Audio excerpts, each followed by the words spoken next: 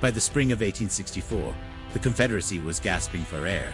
The South's fields, once boasting with cotton and corn, were now scarred battlefields or abandoned farms. Inflation devoured the value of Confederate money. Bread riots erupted in cities, and soldiers deserted their regiments in growing numbers, weary of fighting for a cause that seemed to be slipping away. The fall of Chattanooga months earlier had been especially devastating. With that gateway lost, Richmond, the Confederate capital, was now cut off from all territory west of the Appalachian Mountains. The South was fracturing, not just geographically, but psychologically. And yet, for all the ruin, there still remained one fragile thread of hope. That hope lay not on the battlefield, but in the ballots of the North. The year 1864 was not only a year of war, it was a year of elections. On November 8th, Abraham Lincoln would face re-election as President of the United States. War weariness was spreading across the North. Families had seen their sons drafted, wounded, or buried. Taxes were high, prices rising, and the casualty lists from battles like Gettysburg and Chickamauga seemed endless. A powerful faction of peace Democrats had emerged, arguing that the cost was too high, and calling for negotiations with the South. If Lincoln fell, and a candidate promising peace took office, the Confederacy might survive not as victors, but as a nation recognized by treaty. All the Southern armies had to do was hold out, deny the Union a decisive victory, and wait for the North to turn against Lincoln. But Abraham Lincoln and his new general-in-chief, Ulysses S. Grant, understood this grim equation. They knew that the war could not simply be fought on the battlefield. It had to be won before the voters. Victory, or at least undeniable progress, had to be achieved before November, or the Union might fracture at the ballot box even as it triumphed in the field. Grant was blunt in his assessment. The only way to end the rebellion was to crush its armies and capture its remaining great cities. The Union would strike simultaneously, everywhere, with all its might. Richmond in Virginia, Mobile on the Gulf, and Atlanta in Georgia, those were the prizes that mattered. And for Atlanta, Grant would entrust the campaign not to himself, but to his closest ally, William Tecumseh Sherman. Sherman was no ordinary general. Brilliant, eccentric, and feared by his enemies, he had earned both admiration and controversy. He did not believe in half measures or gentle warfare. For him, war was a force that must be wielded with overwhelming, relentless pressure until the enemy's will was utterly broken. As Grant prepared to pin Robert E. Lee in Virginia, Sherman would lead 120,000 men deep into the heart of Georgia. His mission was clear: take Atlanta, the South's greatest manufacturing hub and a vital rail junction. Its fall would not only cripple Confederate logistics, but deliver a psychological blow that might end the war. Thus, in the early months of 1864, as snow melted off the ridges of Tennessee and Georgia, two great campaigns began to take shape. In Virginia, Grant would wrestle Lee in a bloody struggle for Richmond. In Georgia, Sherman would march south, hunting the Army of Tennessee and the city it defended. The fate of Lincoln's presidency, and perhaps the entire Union, would depend on whether Sherman could succeed. On May 3, 1864, Sherman's Grand Army moved out of Chattanooga. Before them stretched northern Georgia landscape of ridges, rivers, and tangled forests that offered the Confederates every advantage. Defending it was General Joseph E. Johnston, a seasoned commander entrusted with 50,000 men of the Army of Tennessee. Johnston's plan was cautious but sound. He would use the mountains as shields, force Sherman to attack heavily fortified positions, and retreat only when absolutely necessary. His strategy was not to destroy Sherman's vast force, but to delay it, buying time until Northern public opinion collapsed and Lincoln lost the election.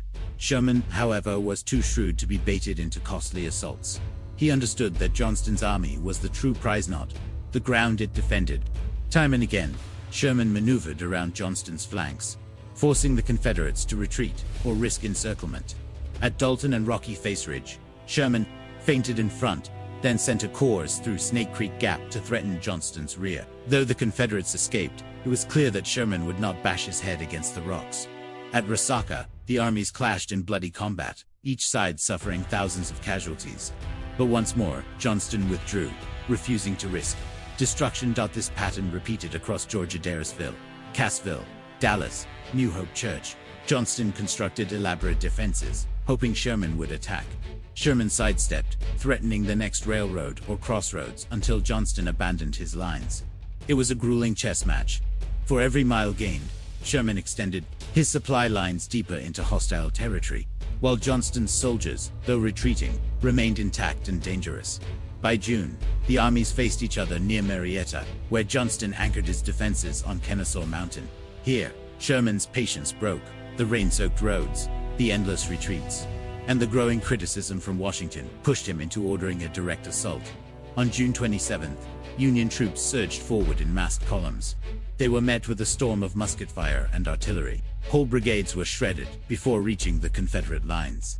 In just a few hours, 3,000 Union soldiers lay dead or wounded. Johnston had won a clear defensive victory. Yet, the broader campaign still favored Sherman. By early July, he had once again maneuvered around Johnston, forcing him to abandon Marietta and retreat behind the Chattahoochee River, the last natural barrier before Atlanta. Johnston had preserved his army, but at the cost of steadily yielding ground. His cautious strategy infuriated Confederate President Jefferson Davis, who saw retreat after retreat as cowardice. The stage was set for a dramatic change in Confederate leadership, one that would transform the campaign. In mid-July 1864, as Sherman's men pressed ever closer to Atlanta, Jefferson Davis lost patience with Johnston. Despite months of fighting, Johnston had not delivered a decisive blow. His Fabian tactics might have been militarily sound, but politically they were disastrous. Atlanta was too important to lose. In desperation, Davis replaced Johnston with a very different kind of commander, John Bell Hood. Hood was only 33, but already scarred by war. At Gettysburg, his arm had been shattered. At Chickamauga, his leg was mangled, leaving him reliant on crutches and painkillers. But his reputation was one of ferocious aggression. Where Johnston had been cautious, Hood promised bold action. He assured Davis he would strike Sherman hard, drive him back, and save Atlanta. The men of the Army of Tennessee admired Hood's courage, but many quietly doubted whether reckless assaults could succeed against Sherman's massive force. Sherman, on the other hand, immediately understood what Hood's promotion meant. Hood is a brave man but rash, he wrote. I think I understand him, and that he will play into our hands. The campaign was about to shift from careful maneuver to bloody, desperate battles. Within days, Hood launched his first strike. On July 20th, as Union troops crossed Peachtree Creek north of Atlanta, Hood hurled his army at them. The attack was fierce but uncoordinated. The Federals held, inflicting heavy losses. 2 days later, Hood struck again in what became known as the Battle of Atlanta. This time, he attempted a wide flanking maneuver, hoping to roll up Sherman's army from the east. For hours, the fighting was savage. Union General James McPherson, one of Sherman's closest friends, was killed while scouting the lines. Yet despite Confederate bravery, Union numbers and entrenchments prevailed. Hood lost over 5,000 men casualties his shrinking army could not afford. Undeterred, Hood tried again at Ezra Church on July 28. He ordered wave after wave of infantry against entrenched Federals. The result was slaughter. Thousands of Confederates cut down for little gain. In just 10 days under Hood's command, the Army of Tennessee had suffered more losses than in 2 months under Johnston. Still, Atlanta did not fall. The city's defenses held, and Union troops settled into a siege. Sherman bombarded Atlanta with artillery day and night, while Confederate cavalry raided his long supply lines. For the North, frustration mounted. Casualty lists lengthened. Newspapers demanded results, and Lincoln's re-election prospects darkened. Sherman had battered Hood, but the city still stood and time was running out. By August, the campaign had ground into a brutal stalemate. Sherman surrounded Atlanta on 3 sides, his men digging entrenchments and lobbing shells into the city day and night. Civilians huddled in cellars, listening as Union artillery set houses ablaze and tore through crowded streets. Supplies dwindled, and hunger gnawed at both soldiers and residents. Yet Hood clung stubbornly to the city. He could not hope to outlast Sherman forever, but he gambled that if Atlanta held until November, Northern voters might force an armistice. For Sherman, the pressure was crushing. Newspapers in the North accused him of failure. Lincoln's political enemies seized on the stalemate, claiming the war was endless and unwinnable. By mid-August, Lincoln himself admitted grimly that he might not be re-elected. Without a dramatic victory, the Union cause could collapse at the ballot box. Sherman knew he had to break the deadlock. And soon, his solution was bold. Rather than continue battering Atlanta from the north and west, he would cut its lifelines. The city's survival depended on railroads bringing supplies from the south. If those lines were severed, Hood's army would be forced to abandon the city. In late August, Sherman swung his armies around Atlanta in a massive flanking march. Tens of thousands of Union soldiers moved swiftly south, tearing up track, burning depots, and ripping apart the steel arteries that fed the city.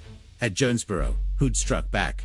On August 31st, Confederate divisions attacked Sherman's forces in a desperate bid to save the last railroad, but the assaults were poorly coordinated and met by devastating Union fire.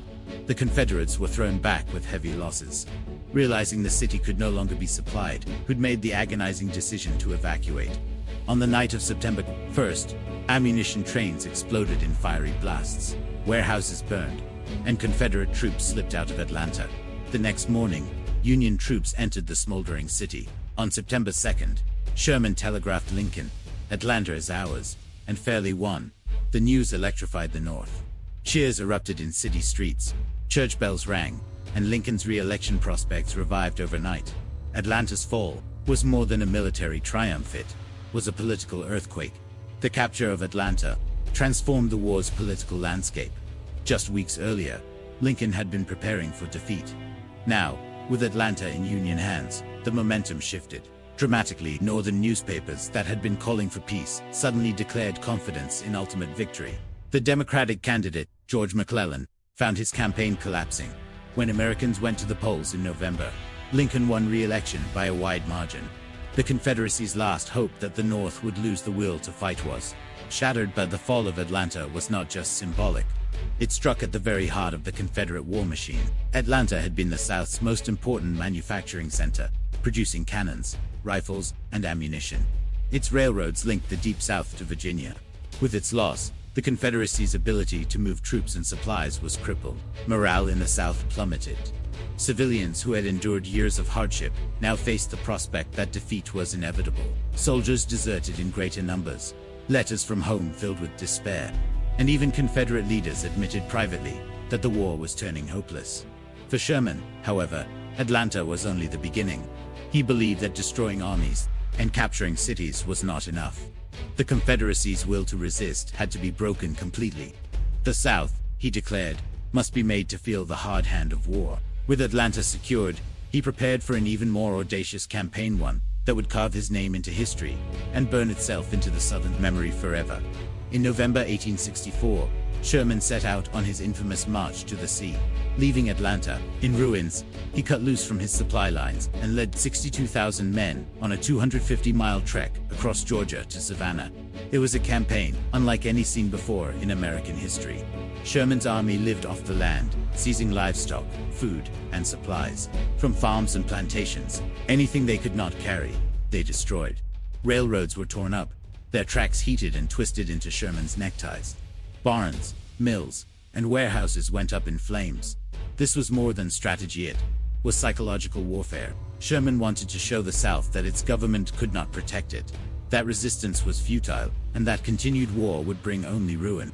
His men carved a path of destruction 50 miles wide, crippling Georgia's economy and terrifying civilians. Though not a campaign of indiscriminate slaughter, the destruction was immense. Plantations that had stood for generations were left in ashes, and thousands of enslaved people flocked to Sherman's columns, seizing freedom as Union troops advanced out. By December, the march reached Savannah. The city surrendered without a fight, and Sherman telegraphed Lincoln, "I beg to present you, as a Christmas gift, the city of Savannah." For the Union, it was another moment of triumph. For the Confederacy, another devastating blow. The South was being gutted from within, its land and spirit alike consumed by war. The twin blows of Atlanta and the march to the sea accelerated the Confederacy's unraveling. With its industrial heartland wrecked, its railroads shattered, and morale collapsing, the South's ability to sustain the war evaporated. Hood, rather than defend Georgia, launched a reckless invasion of Tennessee, hoping to draw Sherman north. But his gamble ended in catastrophe at Franklin and Nashville, where the Army of Tennessee was virtually destroyed. With no army left to protect the Deep South, Sherman turned north into the Carolinas, spreading devastation once again. Meanwhile, Grant's relentless pressure in Virginia finally ground down Lee's army. By the spring of 1865, Confederate forces everywhere were collapsing. In April, Lee surrendered at Appomattox Courthouse, effectively ending the Civil War. The path to that surrender had been paved not only in Virginia, but in Georgia, when Sherman's march on Atlanta shattered the last hopes of Confederate victory. Sherman's campaign against Atlanta remains one of the most decisive operations of the Civil War. Militarily, it destroyed the Confederacy's last major industrial center in the Deep South. Politically, it secured Lincoln's re-election and ensured that the war would be fought to unconditional victory. Psychologically, it marked a turning point, demonstrating that the Union was willing not only to defeat Confederate armies, but to destroy the foundations of Southern society itself. For the South, the memory of Sherman became a scar that endured long after the war ended. To some, he was a villain who waged war on civilians and left cities in ashes. To others, especially in the North, he was a visionary who understood that only total war could bring total peace. Historians still debate whether his methods were excessive, but few deny their effectiveness. The fall of Atlanta was not just the capture of a city, it was the death knell of the Confederacy. And so, the story of Sherman's march on Atlanta is not simply about battles and generals. It is about the collapse of a rebellion, the survival of a nation, and the brutal truth that in war, sometimes victory comes not through mercy, but through fire.